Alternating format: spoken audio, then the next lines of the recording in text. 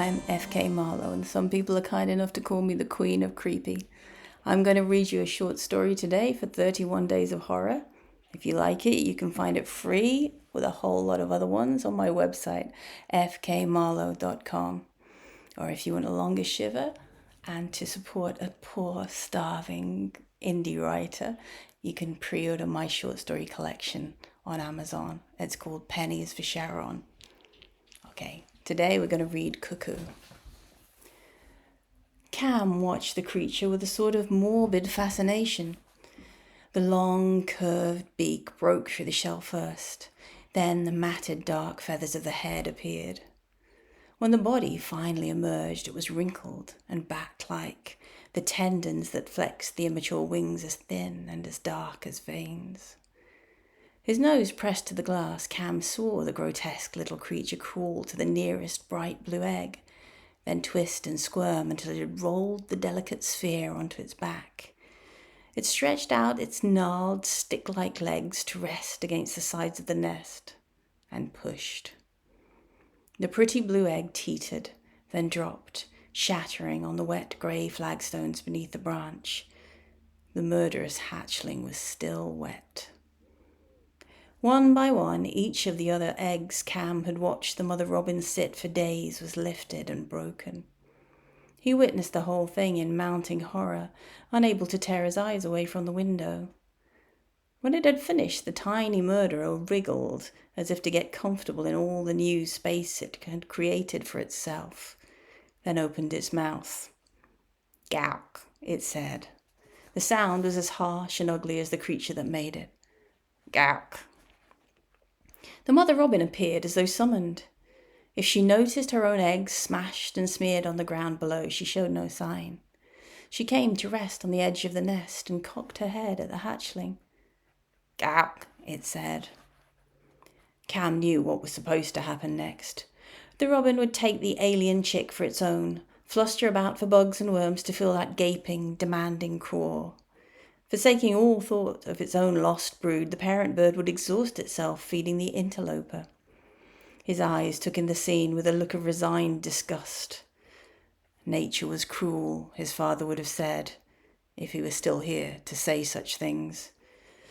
But nature had been cruel to him too, so Cam just said the words to himself, in his head.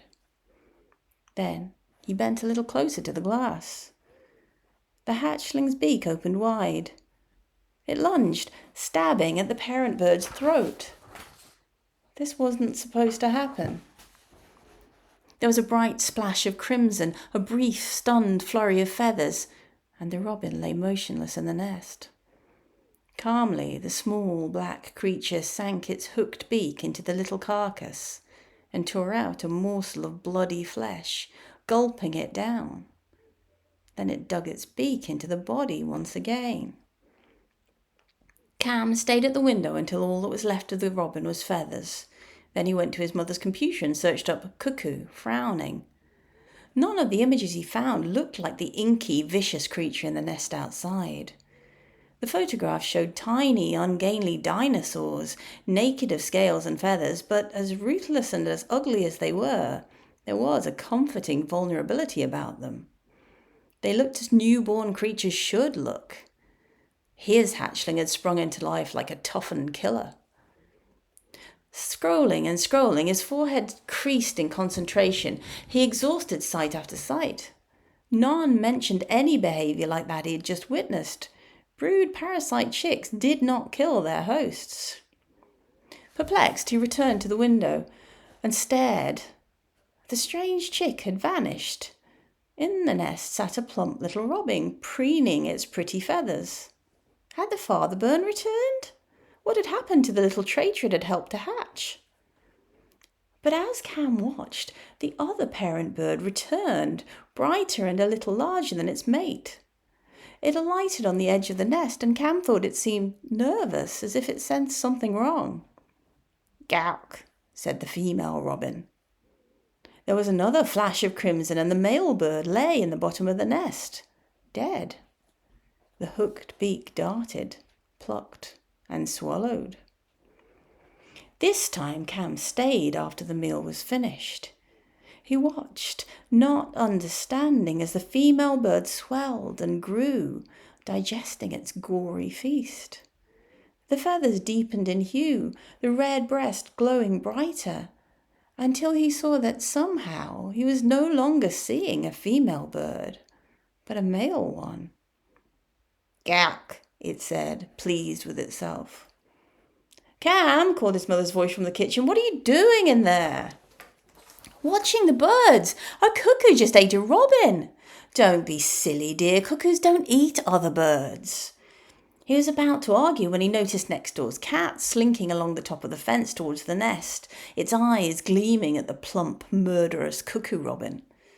Cam didn't much like the cat. It was a hissing, unfriendly creature and it bothered his birds, but this time he was happy to watch it make a kill. The cat slunk toward the nest. The creature didn't stir. Cam saw the feline body crouch, the mouth make that strange twitching gesture that precedes a kill, and he leaned toward the glass in anticipation. The cat leapt.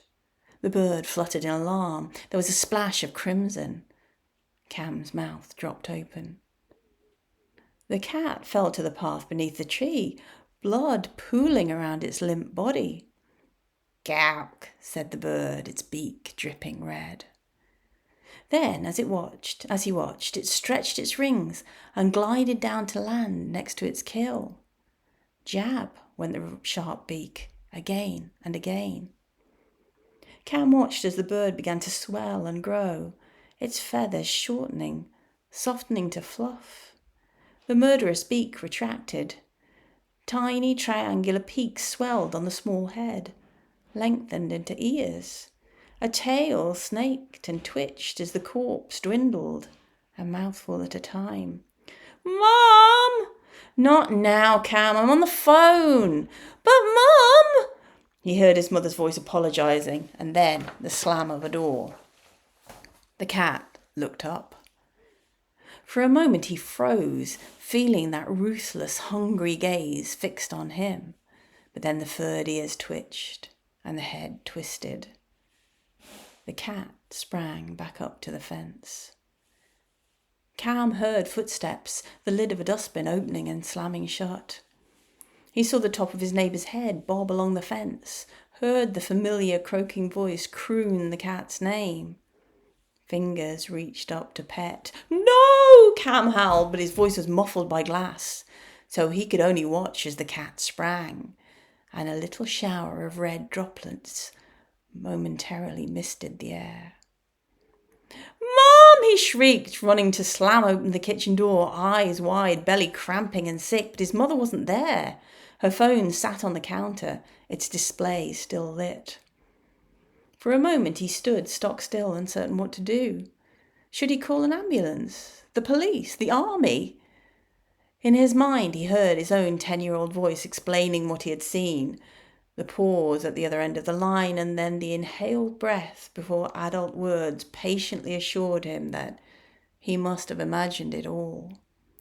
And all the time, the thing would be growing and changing, not a cat any longer, but something horrific and impossible, so that even if someone did come in response to his call, there would be no evidence left to prove his story. A sound broke through the whir of panicked thoughts, clear and insistent. The ringing of a bell. His socks skidded on the floorboards as he turned the corner into the hall where his mother was reaching for the door chain. On the other side of the glass, he could just make out the familiar outline of their neighbour. I hope you enjoyed that. It was called CUCKOO, and you can find it and another couple like it on my website, fkmarlow.com, or as I've said, you can buy a collection of my stories called Pennies of Sharon. They're ready to pre-order now, so get yours first. Nice to meet you. I've been the Queen of Creepy, FK Marlow. This is 31 Days of Horror. Stay creepy.